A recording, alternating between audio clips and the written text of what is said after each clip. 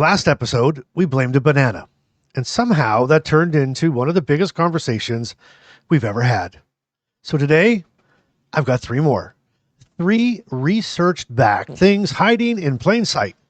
One might change how you see your pain.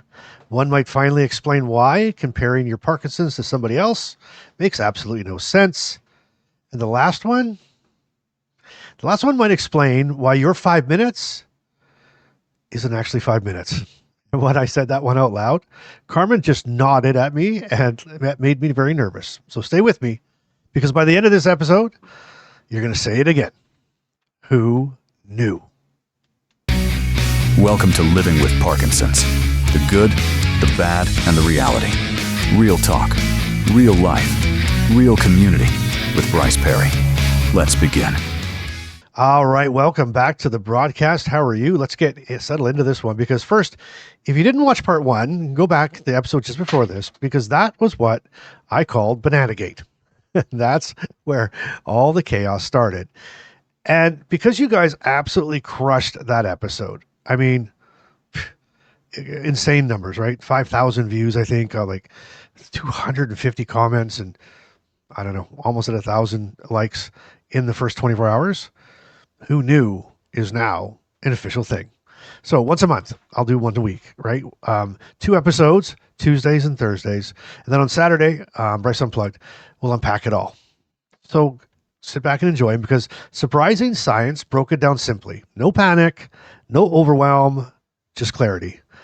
Because clarity lowers anxiety. And if there's one thing that this community doesn't need, it's more anxiety. So today, I'm not here to scare you. I'm here to explain some things that, once you understand them, they might make you a little kinder to yourself. And wouldn't that be nice? Because you're so mean to you, right? But that really matters. So let's start this off with something that I used to argue with myself about. And we're going to do the number one. But number three, I'm going to tell you right now, just really quickly. Number three is I love it. I love it. I love it, love it, love it. Care partners are going to be so mad. You might as well leave now. You're going to be so mad that I brought this one up. But anyway, here we go. Here's number one. For years, people with Parkinson's have been told that pain isn't really part of Parkinson's. Now, maybe stiffness, maybe rigidity, but pain? Nah. No, not Parkinson's. So when your shoulder starts aching, when it started aching years ago, right? You didn't think Parkinson's. You thought you're getting older. You slept weird, or maybe you should just stop being dramatic. For me, I actually remember sitting in my chair one afternoon, and my shoulder was throbbing, and I was getting really annoyed. And I wasn't getting annoyed at Parkinson's. I was getting annoyed at myself. I was like, come on, Bryce, toughen up. Come on, let's go. And then my meds kicked in, and the pain started going away. And I just sat there and I was thinking to myself, that's really suspicious, because if Parkinson's doesn't cause pain, then why are these yellow pills making it feel better? Let me explain it like this. I would say this to a friend sitting across from me. Okay. Imagine your nervous system like a sound system. Okay. There are wires, signals, and speakers. And there's that volume knob. You know that big volume knob that we used to always have when we were younger, right? Normally, if you bump, okay, so the giant one. Just think of a giant one, okay? Now, normally, BP, not Bryce Perry, before Parkinson's. So BP, Bryce Perry before Parkinson's. I would bump my elbow, right? And my brain would register that at maybe a 4 out of 10 for pain, right? I felt it, unless I got that really wicked spot on my funny bone. Oh my God, that hurt. But anyway, I'd feel it and I'd move on. Okay. Now imagine something just for a second. Somebody quietly, that big volume knob, turning that volume knob from a 4 up to a 7. Okay. Nothing new broke. There was no dramatic injury. There was nothing different. No torn muscles. But that same signal, when you hit that hand, it hit your elbow, feels louder. Doesn't feel like a 4 anymore. It feels like a 7. Why is that? That's dopamine's role in pain modulation. What? Yeah. Dopamine doesn't just help you move. It helps you regulate how signals, including pain signals, are interpreted in the brain. So the same muscle tension, right? The same inflammation, the same posture, the same bang on your elbow feels amplified. Same bang, louder pain, different experience. And here's the emotional part. Do you know how many people with Parkinson's have been told that their pain isn't related? Do you know how many of us have carried it quietly? If this validated something for you, I'm telling you, even a little bit, hit the like right now. And in the comments, tell me where it hits you. Where does that pain? Where do you get your pain? Shoulders, back, neck. I got this new thing, this shoulder right here. Holy mama. I mean, I every morning I cannot move. I can't move this arm. If it's like this, I got to leave it there. It's still right now until I get my meds start kicking in and I can start being relieved. So I say that that's why my doctor gets so annoyed. I'm like, okay, explain this because I was told levodopa won't help me unless it needs to, unless it's Parkinson's. So if it's taking that pain away, guess what? Parkinson's.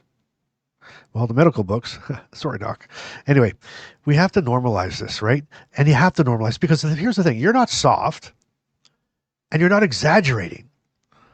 The amplifier has changed, and that's different than thinking something was breaking. Let that sink in just for a minute. Who knew? Who knew? I'm happy about it though. I'm not a big suck anymore. It actually hurts more than it did before. There you go. How about a like for that one? How about a like for that one? I've given you permission to complain. All right, number 2. And this one again, number 3 is wild, but this is wild too. This is number 2. Number 2, who knew? It might not be one disease. Now, this one stopped me in my tracks because I was reading away because we talk about Parkinson's like it's one uniform, okay? One uniform thing. Now, I know we say we're snowflakes, but again, it comes from the same place, right? Or wherever, whenever they figure out this thing completely where it comes from, it's all, we're all the same, but we're a little different. Does that make sense? But emerging science, okay, and emerging research is suggesting now that it may not start the same way in everyone. So the way I got my Parkinson's is different than the way you got your Parkinson's. We're like brothers from another mother, right? But some researchers describe it like this. They're almost breaking into two parts. Ready?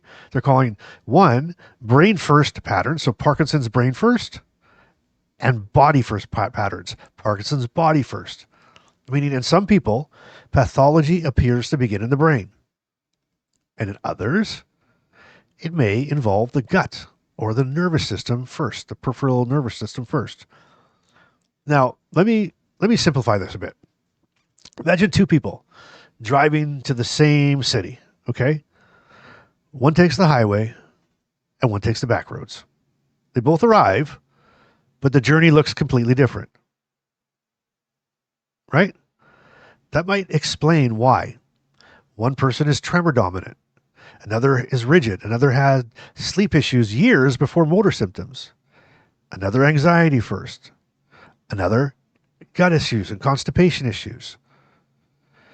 And how many times have we compared ourselves to others? I don't look like them. I don't move like her or him. Why is mine different? Why am I the oddball? Why can they go to the bathroom and I can't? I've had people say to me, you don't look like your grandma with Parkinson's. And for a while that sort of messed me up. Now I think maybe we just took different roads. That's freeing.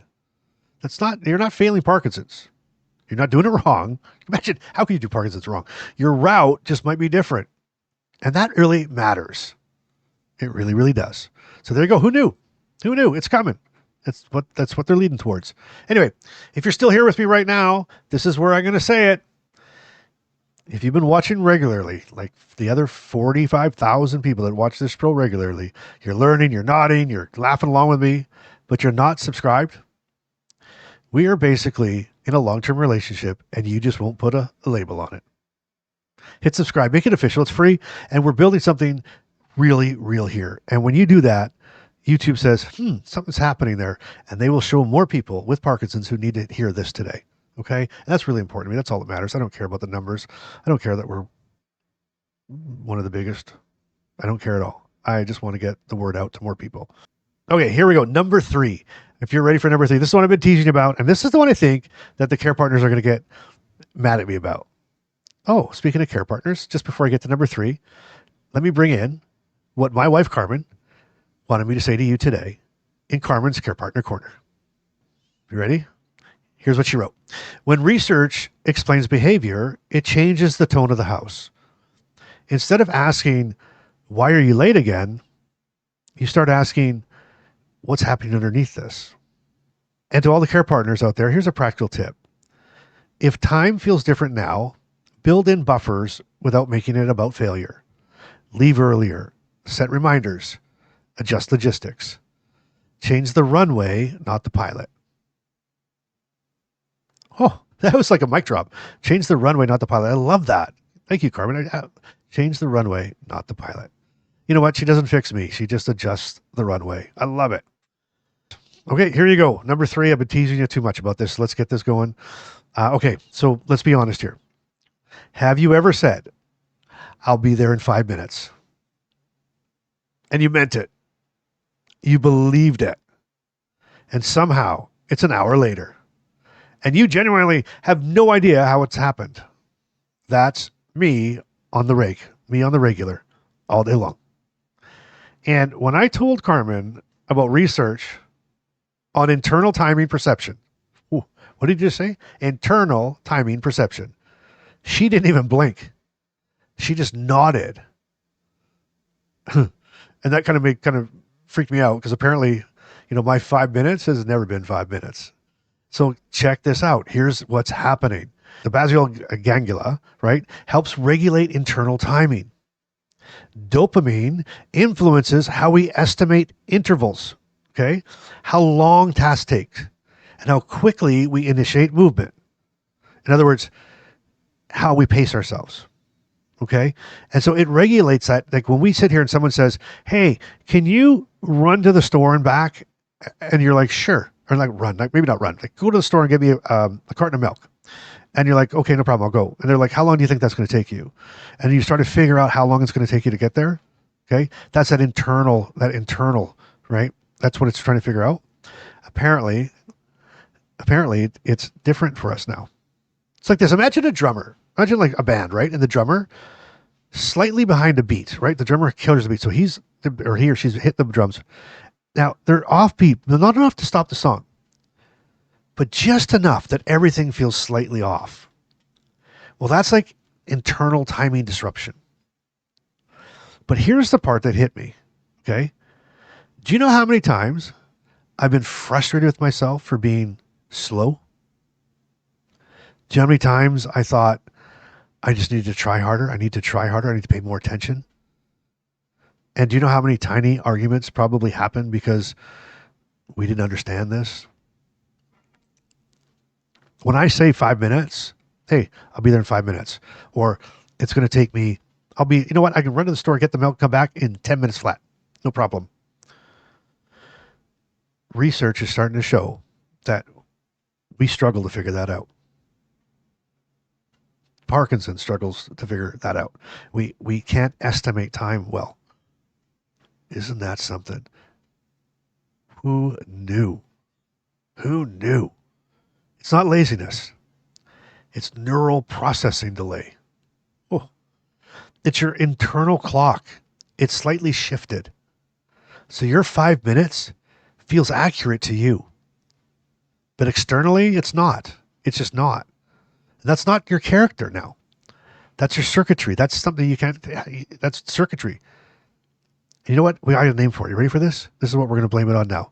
Here's everything we're going to blame that on. Every time that we can't estimate time or we say 5 more minutes, I'm on PST, Parkinson Standard Time.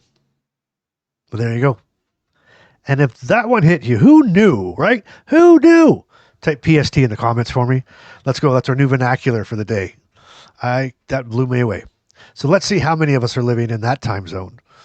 Unbelievable. Who knew? And if you didn't know that one, who knew? But anyway, here, you know what? I'm just going to drop. And I've been so excited to give you today's Bryce-ism because I love it. And here it is. I'm going to drop it in right now. Okay, ready? With Parkinson's, sometimes it's not the banana that changes your day. It's realizing your brain is running on Parkinson's Standard Time.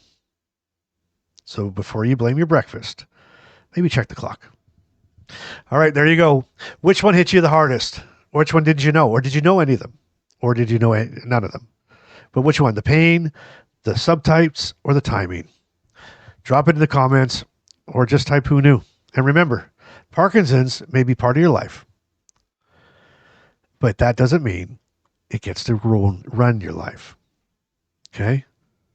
It really doesn't. All right, here you go. Until next time. I love you guys so much. I really do. And I want you to keep showing up. I want you to keep being real.